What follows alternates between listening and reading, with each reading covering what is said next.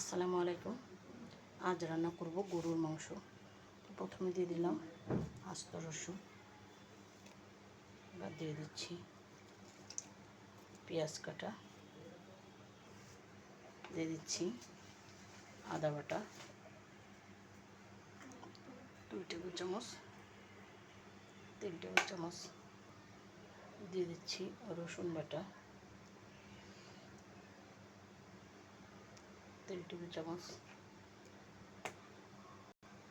দিয়ে দিচ্ছি লবণ পরিমাণ মতো,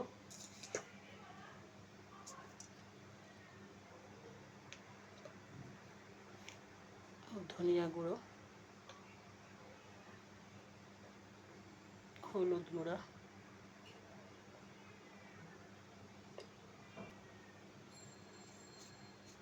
জিরা গুঁড়া, দিয়ে দিচ্ছি শুকনো মরিচ গুঁড়া 3 চামচ, দিয়ে দিচ্ছি তেল,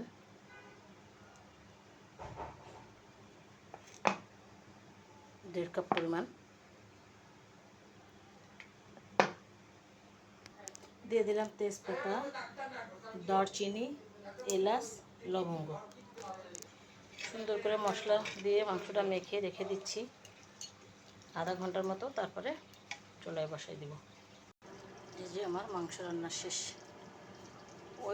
ওই পাতিলে বসাইছিলাম, ওই পাতিলে একটু কষাইছি, কষানোর পরে তারপরে প্রেশার কুকারে দিয়ে দিলাম। প্রেশার কুকারে দিয়ে তারপরে যে রান্না কমপ্লিট করে ফেললাম। দেখেন কালারটা কি সুন্দর, কি সুন্দর মতো তেল উঠছে, খেতেও যথেষ্ট ইয়াম্মি হয়েছে। আমি রান্নার সময় একটু চেক করে দেখেছি, ভীষণ মজা। তো এটাই হলো আমার আজকের গরুর মাংসের রেসিপি। তো দেখেন যে আমার চুলা অফ করে দিছে অনেকক্ষণ আগেই। তো যদি ভালো লাগে অবশ্যই লাইক, কমেন্ট, শেয়ার করবেন। তো আল্লাহ হাফেজ, আসসালামু আলাইকুম।